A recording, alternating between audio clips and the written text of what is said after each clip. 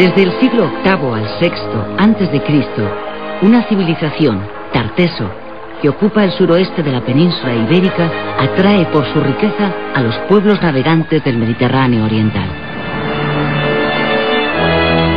Los mercaderes fenicios y griegos propagan por el mundo la calidad del bronce tartesio, la valía de su plata, el fulgor de su oro.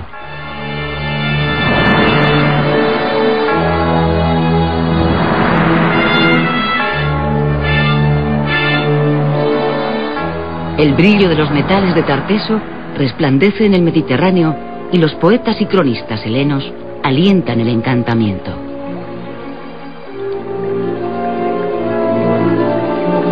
Hablan de Argantonio, del esplendor que alcanzó bajo su potestad el reino.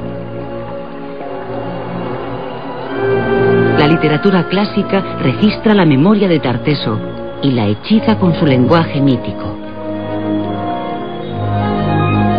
La fantasía se desborda, invadiendo los dominios de la historia, y la ficción se abigarra con la verdad en las letras de los manuscritos. Los ecos de Tarteso resuenan en los mundos de los sueños.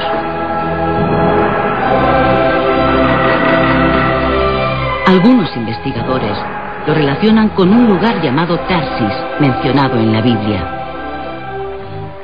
Allí se cuenta cómo al reino de Salomón llegaban cada 3 años las naves de Tarsis, trayendo oro, plata, marfil, monos y pavos reales.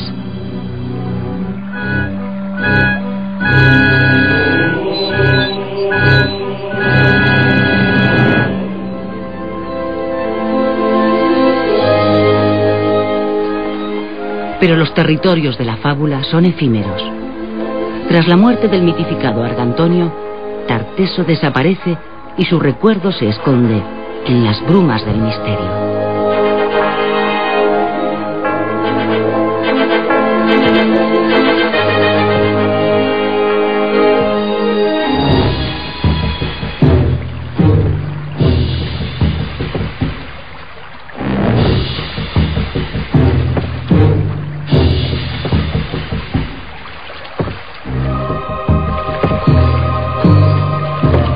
Durante cientos y cientos de años, el silencio se cierne sobre la civilización tartesia. Y sin embargo, Tarteso es una página principal de la historia de España, pues es el primer estado conocido en la península ibérica. La posible capital del reino no ha sido hallada. Apenas algunos restos arqueológicos dispersos entre Andalucía y Extremadura dan testimonio de su existencia.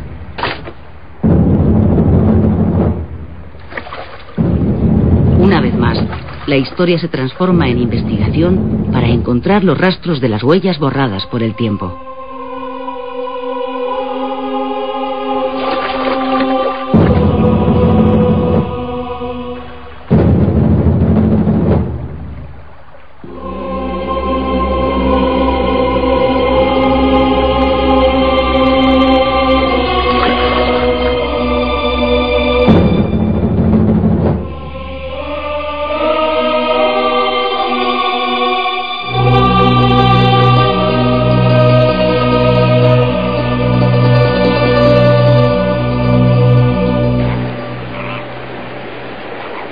Los yacimientos señalan la cultura de Tarteso y los libros guardan su recuerdo. La arqueología y la literatura se unen para iluminar el recorrido, para escribir la historia. Entre los años 1000 y 700 a.C., las estelas, monumentos funerarios en forma de lápida, se erigen en distintos lugares de la península ibérica.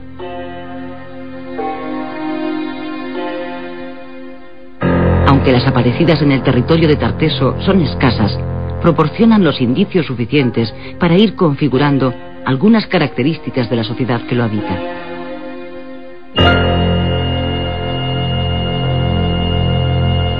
En las estelas, de forma reiterada, junto al personaje principal que representa al difunto, se muestran signos inequívocos de la naturaleza de su poder.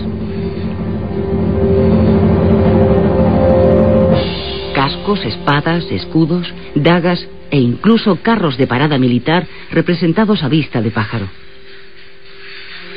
Son la expresión de una aristocracia guerrera que exhibe satisfecha los rasgos que le diferencian del resto de la población: el lujo y el poder. En la sociedad de Tarteso han surgido personajes que se imponen sobre sus congéneres e implantan un orden del que obtienen su beneficio. Son los aristócratas, de los que nacen los reyes que deben ser sostenidos por la colectividad.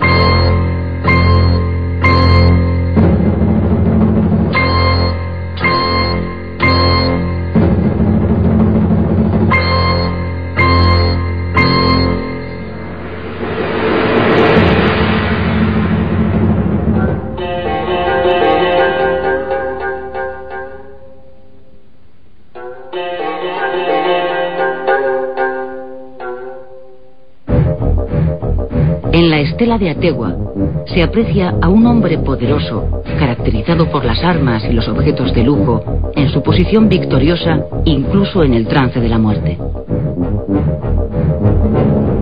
A sus pies, tal vez un enemigo muerto y otro vencido en actitud de veneración y súplica. Por debajo, representados a vista de pájaro, se sitúan su carro y su escudero. En la base, dos grupos parecen componer un cortejo funerario. Quizás la escena encierre aún un mayor dramatismo y represente al propio difunto sobre su pira funeraria, en torno a la cual pastan sus dos caballos desatados del carro y posiblemente destinados al sacrificio ritual.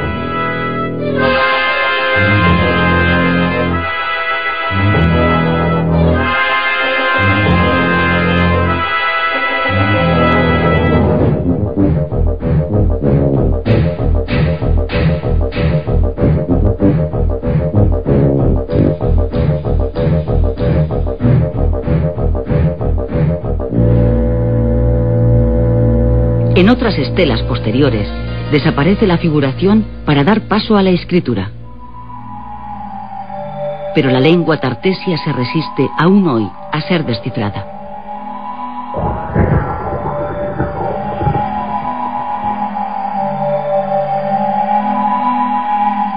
En los restos arqueológicos legados por su cultura, no se ha descubierto todavía escritura administrativa, y cabe la posibilidad de que su uso solo estuviera relacionado con la necesidad de marcar diferencias con el resto de la sociedad.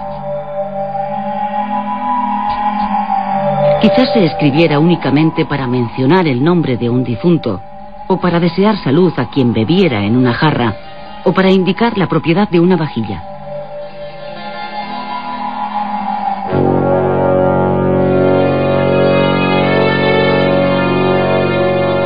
Los modos funerarios se transforman, abandonando las estelas para hacer enterramientos en las necrópolis, en las que se sigue reflejando la estratificación de la sociedad.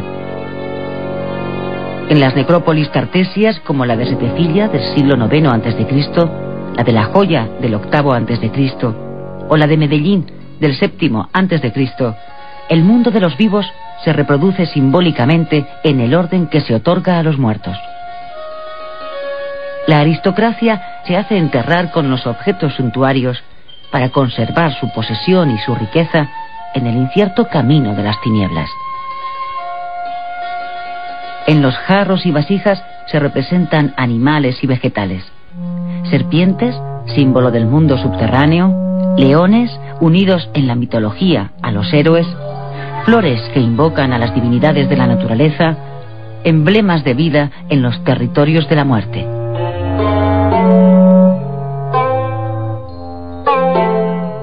El primer arte tartesio, caracterizado por la geometría y el esquematismo, pierde su austeridad para adentrarse en los senderos del lujo, impregnado por la riqueza generada por el comercio. Es un arte ecléctico que, partiendo de lo autóctono, recoge las corrientes artísticas del mundo antiguo traídas por los mercaderes del Oriente Mediterráneo.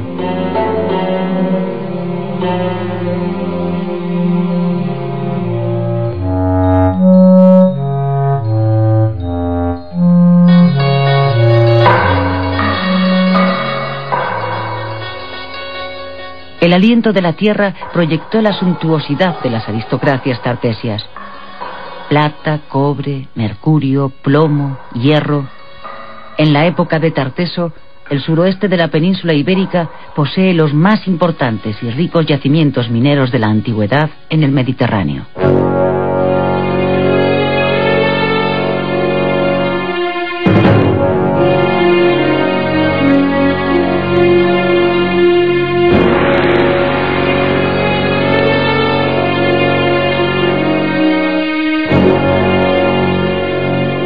En los aledaños de las cuencas de los ríos Tinto y Odiel, los brillos metálicos emanan la nostalgia por la riqueza mineral desaparecida que alimentó durante más de 3000 años las ansias de los hombres y determinó sus vidas.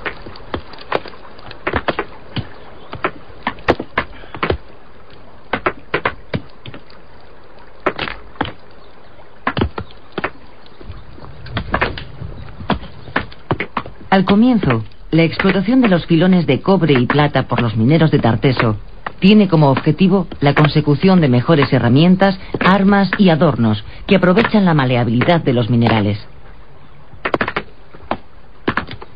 Luego, la relación de Tarteso con los pueblos comerciantes del Mediterráneo transforma su economía. La población se divide y se especializa. La sociedad se torna más compleja.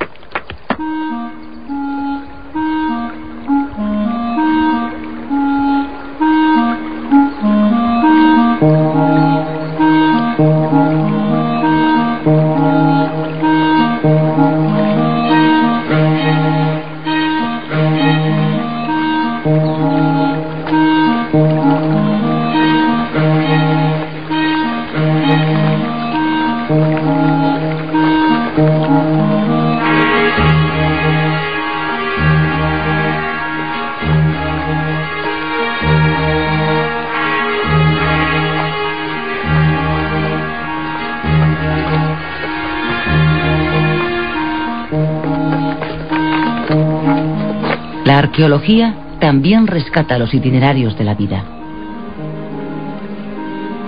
El yacimiento de Acinipo, en la serranía de Ronda, permite rememorar cómo eran las casas de los poblados de Tarteso. Los modos de vida regidos por algo tan simple como la planta de la vivienda reflejan el grado de complejidad de determinadas sociedades.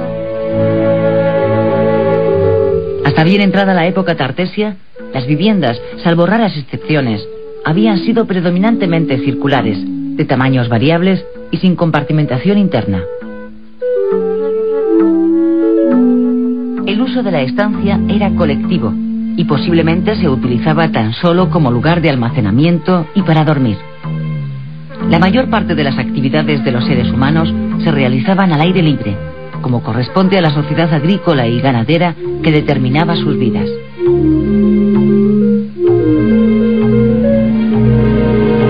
Pero la explotación minera y la fabricación de útiles de metal requiere una especialización, una división del trabajo y una organización de este.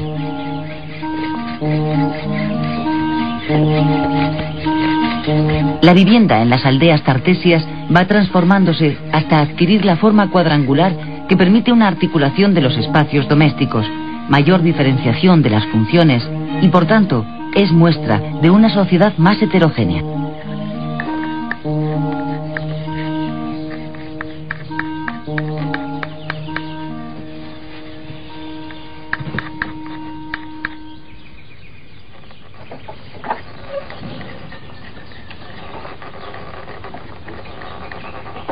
Mientras los especialistas mineros crean nuevos utensilios, los artesanos alfareros siguen moldeando preciados recipientes que permiten almacenar los excedentes agrícolas, hacer más fáciles las tareas domésticas o crear vínculos con el más allá en los ritos funerarios.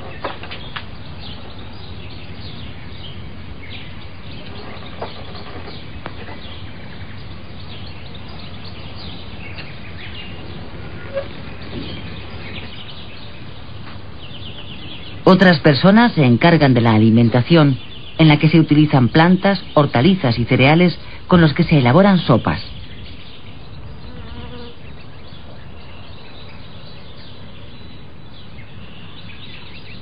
En contadas ocasiones se come carne de la caza o la ganadería y peces de los litorales marinos. Algunos alimentos extraídos de algunas plantas y determinadas partes de animales trascienden la mera manutención para adquirir cualidades mágicas y propiedades extraordinarias que se asocian con la fuerza, la astucia o la inteligencia.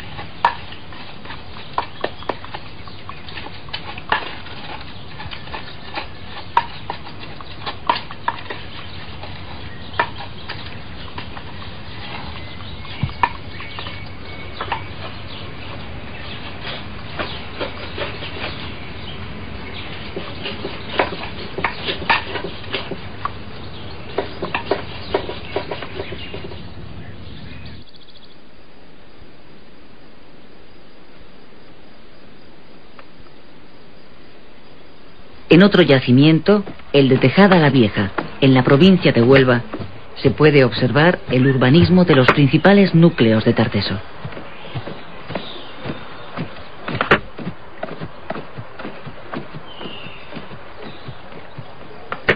Los hábitats se sitúan en lugares privilegiados para la explotación agrícola y el control de los caminos de trashumancia del ganado.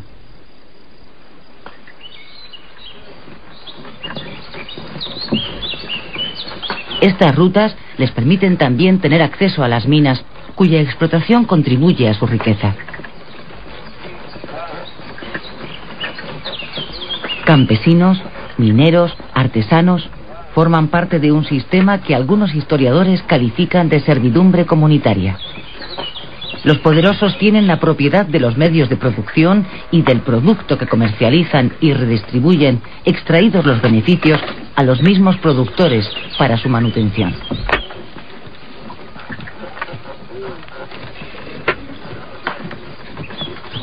El poblado, conformado por rudimentarias casas en sus inicios, va construyendo, tras los intercambios con los colonos, edificaciones de elevado nivel económico.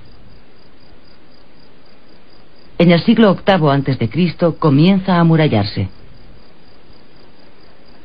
En los restos de las casas puede observarse cómo en ocasiones se utiliza la escoria de la plata para la cimentación y las paredes.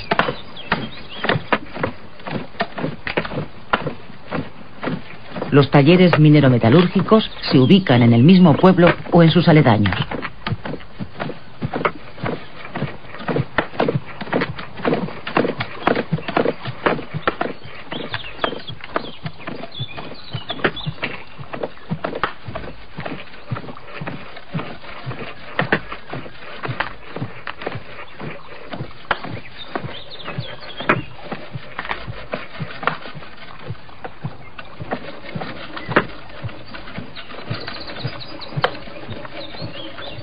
El mineral se tritura y es sometido a diversas fundiciones en un horno al que se aplican fuelles con toberas para conseguir aumentar la temperatura.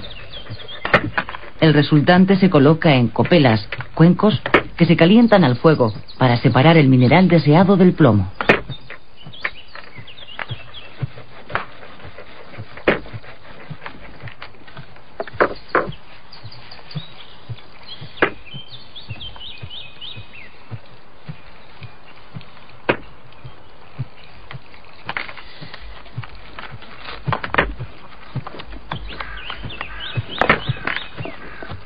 Obtenido el cobre, se alea con estaño para conseguir el excelente bronce tartesio. El bronce o la plata se vierten en moldes para conformar adornos, utensilios o armas.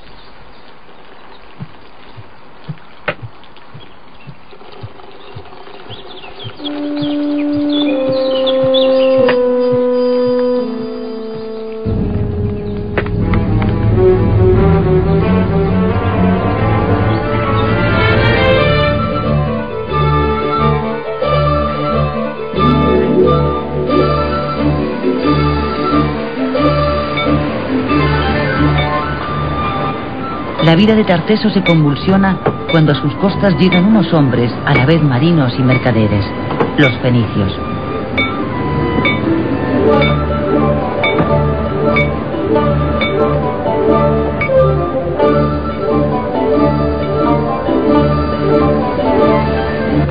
ricos objetos para el intercambio con las poblaciones indígenas, productos manufacturados, telas, cerámicas, alabastro, bisutería, marfil, objetos de vidrio, jarros, candelabros, adornos, joyas de Fenicia, de Egipto, de Grecia, de Etruria, de Creta, de Persia.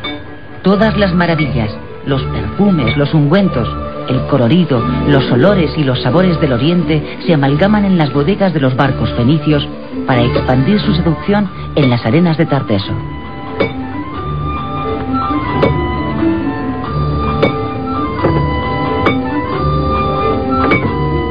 Fue una sentencia del oráculo de Tiro, una de las ciudades fenicias, la que mandó a los tirios que fundasen una colonia en los confines del mundo conocido, allí donde Heracles separó la tierra para unir el océano y el mar Mediterráneo.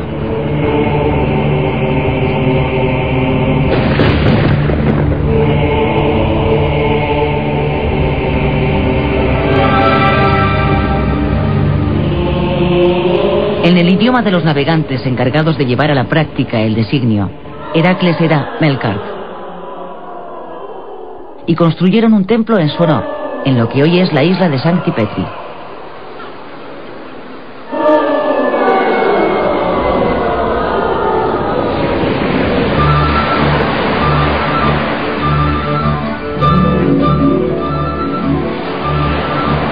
Pero los fenicios no llegan para civilizar.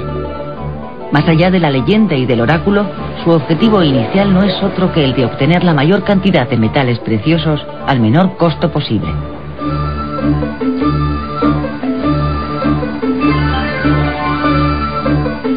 Solo eso justificaría el enorme esfuerzo requerido para trasladarse desde Tiro hasta las costas meridionales de la península ibérica.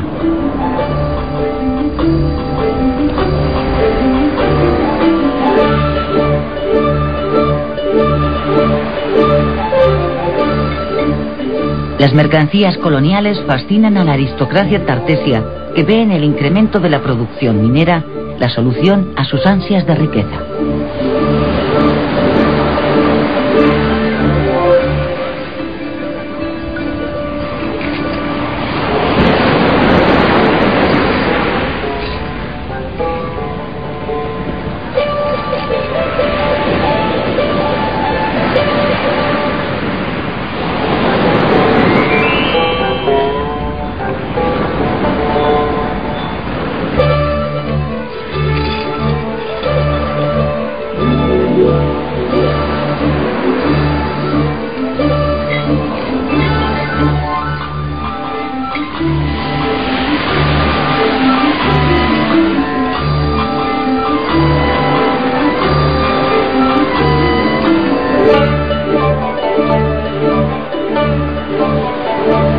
Los fenicios obtienen grandes beneficios con la actividad mercantil de los metales, pero en su paso por la península traen la gallina, el cultivo de la vid y el olivo, aunque este ya existía en la península en su forma silvestre, el acebuche, el torno de alfarería o los primeros útiles de hierro.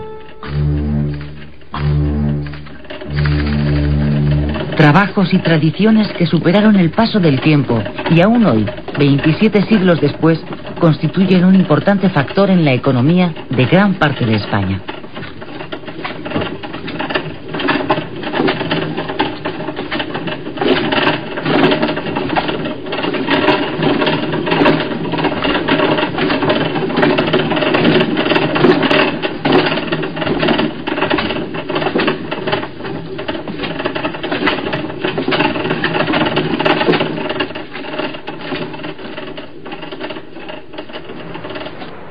En torno al santuario de Melkart, en un enclave privilegiado entre el Mediterráneo y el Atlántico, surge hacia el año 800 a.C., si no antes, la ciudad de Cádiz, que se convierte en el centro irradiador de los intereses fenicios en el Mediterráneo occidental.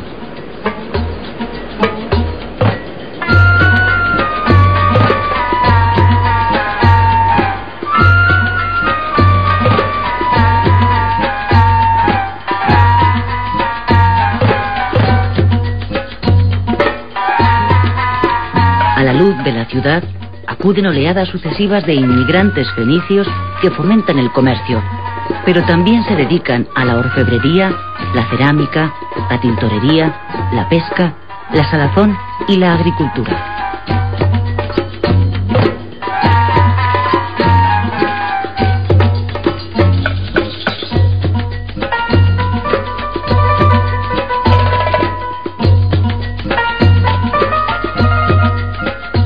Por Cádiz entra en la península ibérica la cultura orientalizante.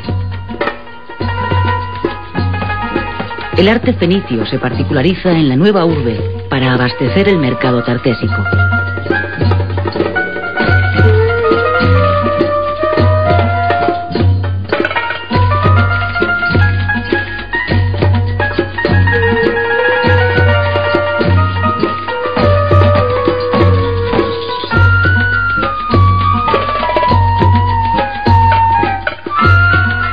A poca distancia de Cádiz, en el lugar conocido como el Castillo de Doña Blanca, se ha encontrado un importante yacimiento fenicio. Todo parece indicar que el enclave de Cádiz era plurinuclear, como indica su nombre en plural tanto en griego como en latín, Gadeira, Gades, quedando dividido por las diferentes funciones organizativas, comerciales, religiosas o políticas.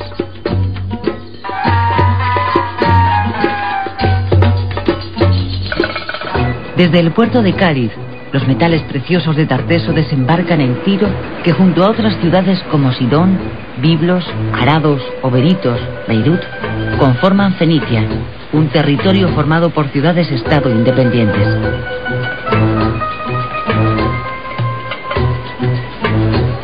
El profeta mayor de Israel, Ezequiel, alaba la gloria de la ciudad.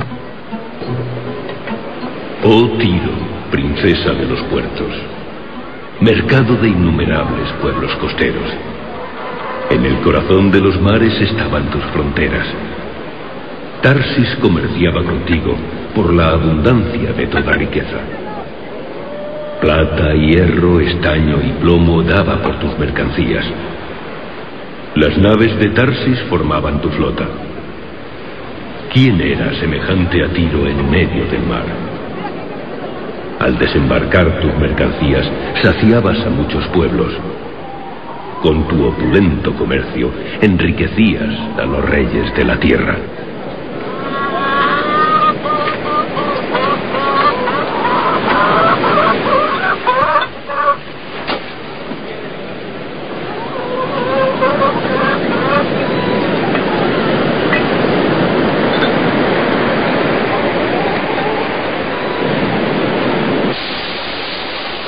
Los fenicios son semitas, emparentados entre otros con árabes y hebreos.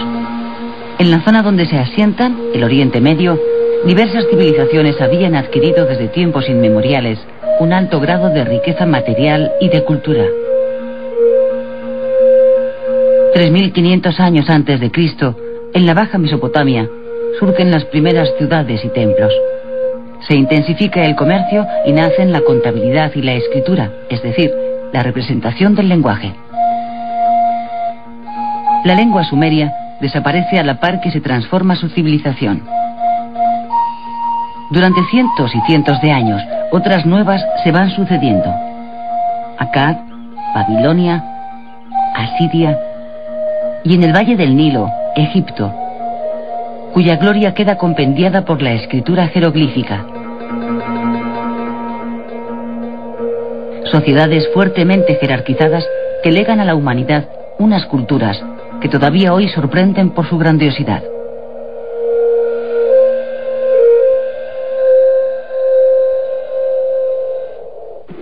Los fenicios están separados de belicosos y potentes imperios, mucho más fuertes que ellos, por una cordillera.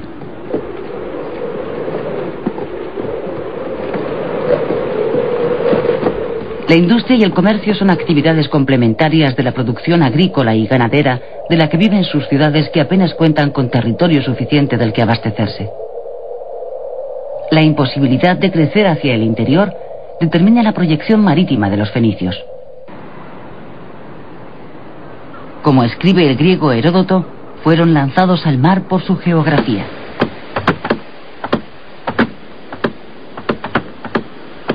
Las familias más acreditadas por sus intereses comerciales, financian la construcción y el mantenimiento de las flotas, proyectan las expediciones y establecen sociedades aseguradoras que cubren los riesgos. Excelentes artesanos y comerciantes, sus habilidades son la eficaz arma con la que contrarrestan y aprovechan el inmenso poderío de sus vecinos. Los cedros y cipreses del Líbano, que crecen en sus cercanos montes, les sirven para construir veloces y resistentes barcos en sus astilleros.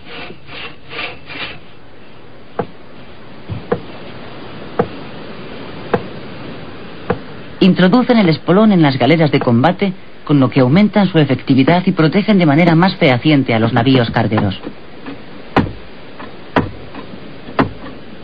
Desarrollan los remos, creando naves birremes y tirremes para no deambular solo con la vela a merced de la fuerza de los vientos.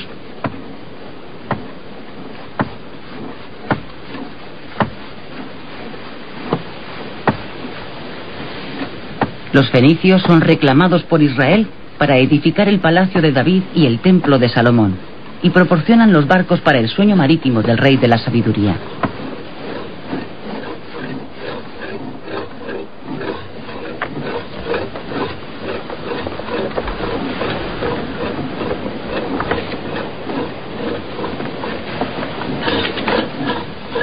La habilidad y la fama de la flota fenicia fue tal que recibió del faraón egipcio Necao el encargo de dar la vuelta al continente africano. En 3 años partieron del Mar Rojo y regresaron por Gibraltar.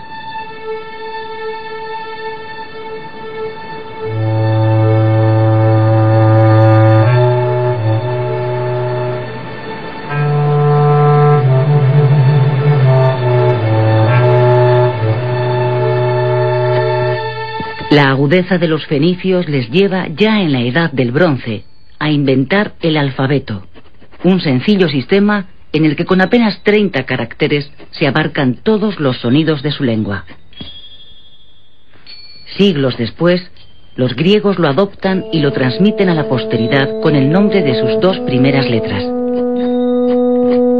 Del invento fenicio deriva la escritura de lenguas como el griego, el latín, el hebreo y el árabe. Además de agilizar las transacciones y fomentar la comunicación, el alfabeto tendría una gran importancia en la historia de la humanidad porque en el devenir de los tiempos democratizó por su sencillez la cultura. Los 30 caracteres eran de fácil aprendizaje, en contraposición con la complejidad de las lenguas que, como la egipcia o la china, dificultaban el uso popular de la escritura y la lectura por la utilización de miles de signos o símbolos. La patria del alfabeto fue Biblos, y los griegos hicieron perdurable a la humanidad su homenaje al llamar Biblios o Biblión al libro, y utilizar palabras como Biblia y biblioteca que recuerdan la contribución de la ciudad fenicia al saber humano. Grecia es, desde antes del siglo VIII a.C., un gran pueblo de la antigüedad que alcanza su máximo esplendor material e intelectual en los siglos V y IV a.C.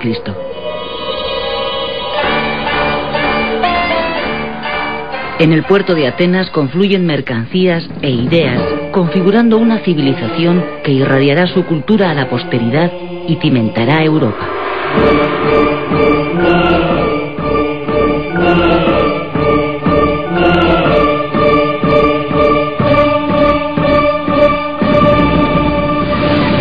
Fenicia y Grecia compiten para controlar el comercio en el Mediterráneo. Los fenicios, para proteger sus dominios marítimos, guardan el secreto de sus exploraciones y lanzan bulos de monstruos marinos, aguas hirvientes y fines de tierra inexistentes. Sus rivales griegos amparan su expansión colonizadora con la literatura. Los navegantes surcan el mar y los cantos de los poetas establecen puentes entre los dioses y los hombres. Infeliz, qué desgracia me había de venir todavía.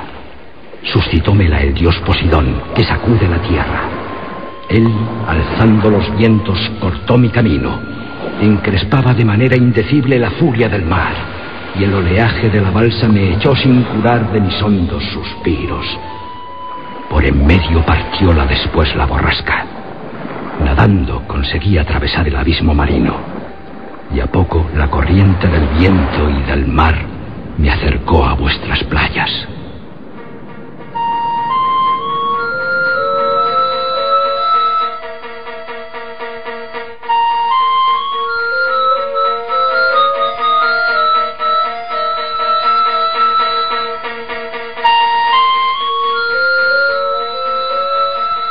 Los marinos alcanzan en los versos la categoría de héroes y los territorios desconocidos del occidente mediterráneo sirven de escenario a sus hazañas.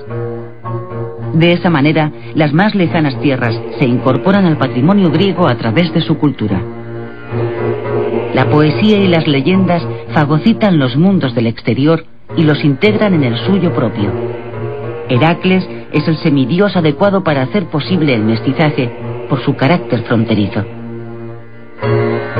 El poeta Hesíodo, del siglo VII a.C., sitúa al legendario Gerión como rey tartesio en Occidente, al que Heracles, el hombre más fuerte de la tierra según la mitología griega, ha de vencer. La identificación de la zona del estrecho de Gibraltar con las columnas de Heracles, construidas por el héroe griego para separar la tierra y permitir la comunicación entre el mar Mediterráneo y el océano Atlántico, habría sido consecuencia del hallazgo de Tarteso por un navegante griego de la isla de Samos, llamado Coleo, allá por el año 630 a.C. Los poetas griegos alumbran con sus fantasías literarias el entendimiento de sus contemporáneos, pero la historia aún tarda 2 siglos en ver la luz. El considerado padre de la historia es el griego Heródoto, cuya vida transcurre en el siglo V a.C. En 2 de sus libros habla de Tarteso. En el primero hace referencia al descubrimiento por el mundo griego de su inagotable riqueza. Los foceos fueron los primeros griegos que realizaron largos viajes por mar, y son ellos quienes descubrieron el Adriático, Tirrenia, Iberia y Tarteso. Navegaban no en naves redondas, sino en navíos de 50 remos, y cuando arribaron a Tarteso, se ganaron la amistad de su rey, cuyo nombre era Argantonio, que reinó en Tarteso 80 años y vivió un total de 120. De este hombre, pues, los foceos se hicieron tan amigos que primero les invitó a abandonar Jonia para establecerse en la región que quisieran de su país, y luego, como en ese punto no podía convencer a los foceos, les dio dinero para rodear su ciudad con una muralla.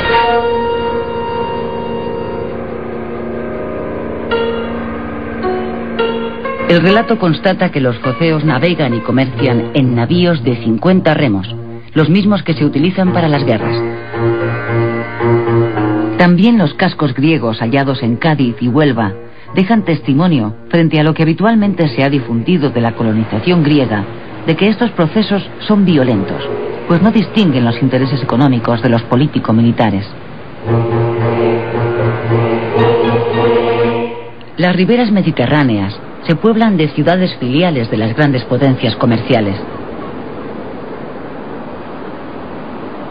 La práctica generalizada de la navegación de cabotaje cercana a las costas necesita de factorías en las que abastecerse. La isla de Ibiza se convierte en un importante enclave fenicio.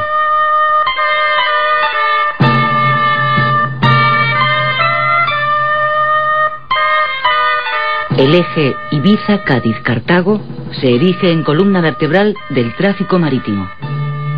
La herencia púnica, primero fenicia y luego cartaginesa, deja su impronta en la isla con la elaboración de figuras de terracota, entre las que destaca la denominada Dama de Ibiza.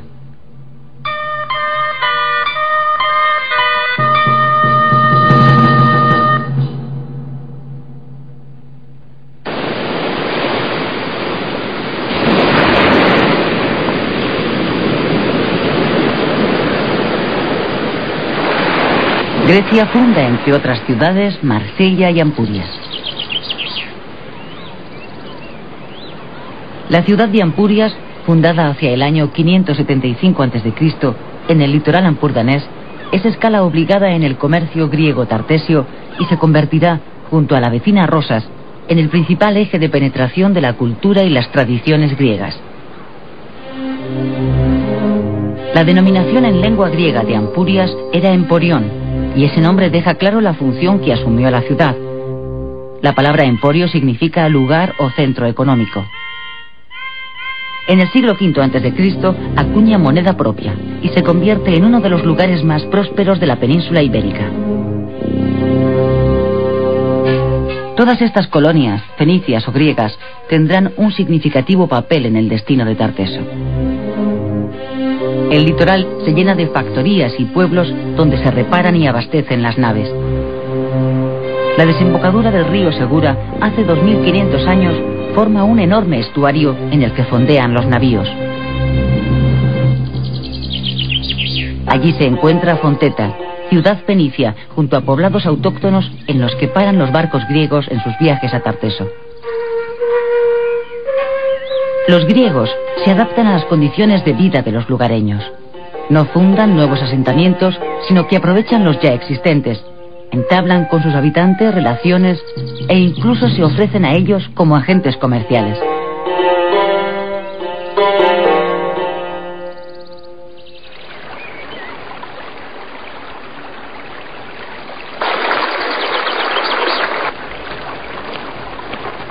Ante la llegada de los foráneos, los pobladores tartesios van abandonando sus viejos sistemas productivos y se incorporan a la nueva transformación de hábitos y economía. Entornos como los de la ría de Huelva ven surgir los poblados por la ingente demanda de mineral. La actividad minera hace de la ciudad de Huelva un importante centro comercial, una urbe sin amurallar, abierta a todas las culturas. En ella coinciden todos los comerciantes, sean fenicios o griegos.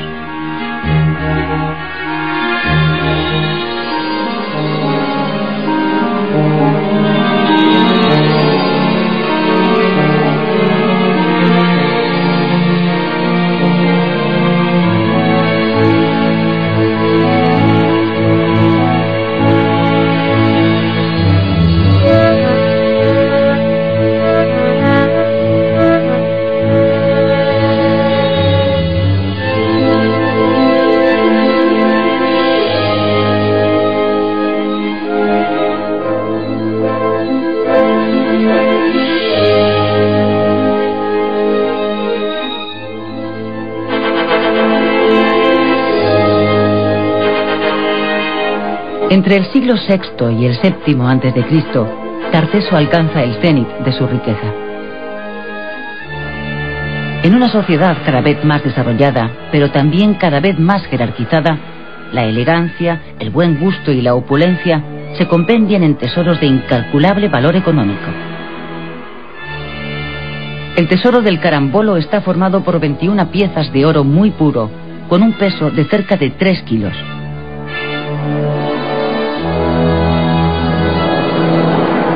Otros tesoros, como los de Évora, Lebrija, Segura de León y Aliseda, aparecen en el suroeste peninsular en tierras actualmente andaluzas o extremeñas.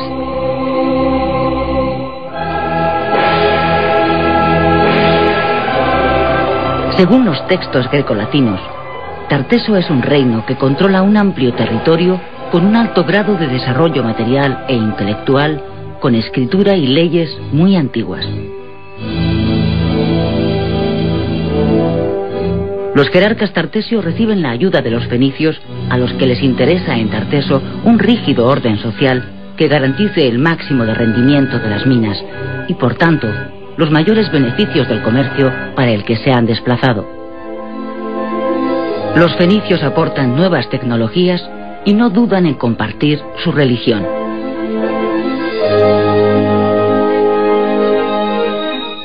Es significativo que los tartesios adorasen a Astarte, diosa fenicia de los astros, de la navegación y del amor.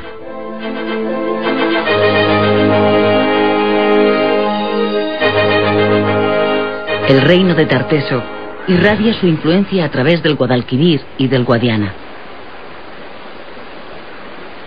diosas fenicias y piezas orientalizantes se amalgaman con lo autóctono en lejanas poblaciones del ámbito tartésico, como Carmona, Cástulo o Galera.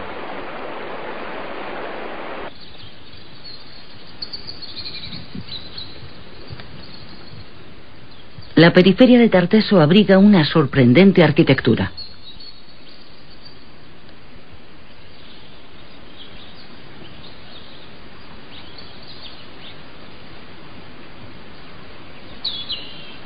El Palacio de Cancho Roano, en la provincia de Badajoz, muestra la opulencia que alcanza la civilización tartesia.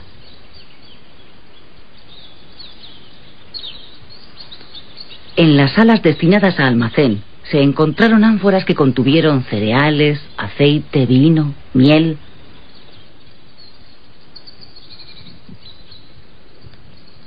Utensilios de bronce como calderos, jarros, arreos de caballo,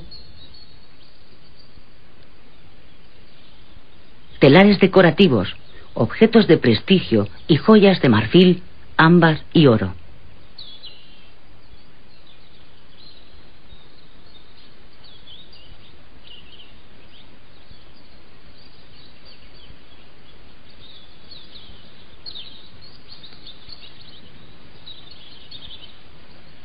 Pero el mundo de Tarteso no es inmortal.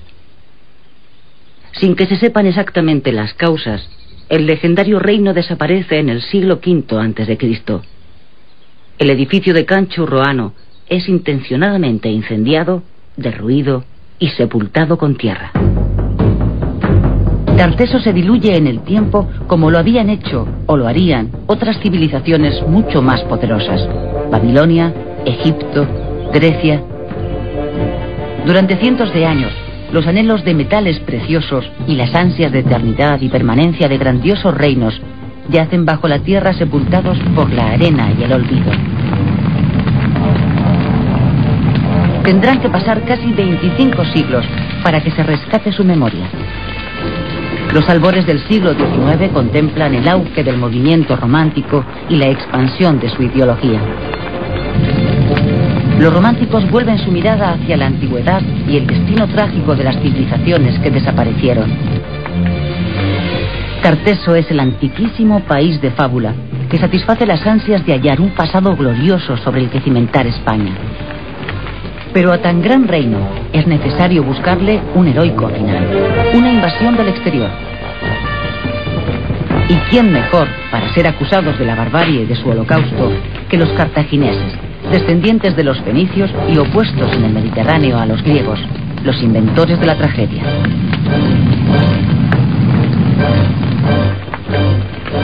El reino idealizado de Tarteso ya tiene un fin acorde con su leyenda: violento, trágico, desesperado y romántico.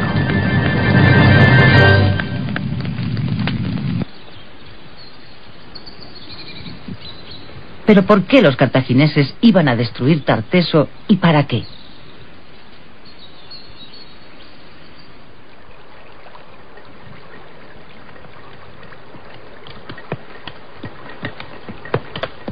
Ni las fuentes arqueológicas ni las literarias atestiguan que el final de Tarteso fuese convulso y violento. Más parece el fin de un largo proceso de deterioro económico y social provocado por una cambiante economía y la transformación del orden mundial al que Tarteso había ofrecido sus riquezas. El decaimiento de la producción indígena y los problemas en las ciudades fenicias colapsan los intercambios directos y favorecen la aparición de Cartago como nueva potencia.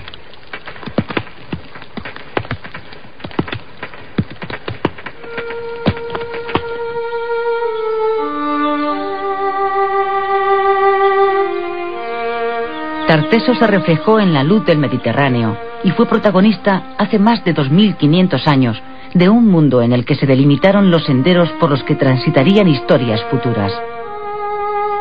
Fue un país catalizador de culturas. Tartesios, fenicios y griegos conformarían al fin otra sociedad. En las tierras del sur peninsular se extendieron viñedos y olivares. Se desarrolló la agricultura, la artesanía, las técnicas metalúrgicas, la ciencia de la navegación, el alfabeto y la moneda.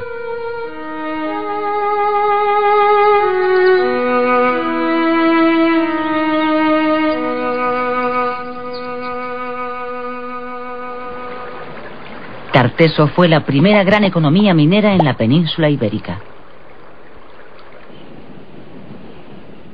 Desde entonces, y a lo largo de cientos de años, la explotación minera caracterizará, hasta bien entrado el siglo XX, la economía de distintas zonas de España.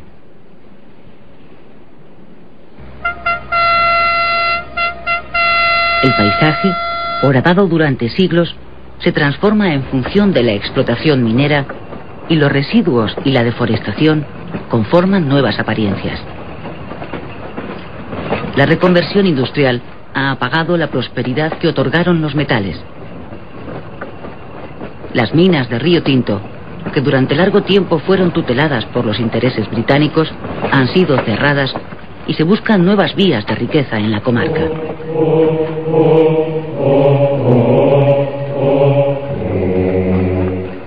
Pero en otras partes del mundo, en Sudamérica, África, este de Europa, Asia, los mineros siguen perforando la tierra para satisfacer las necesidades tecnológicas y científicas de la humanidad.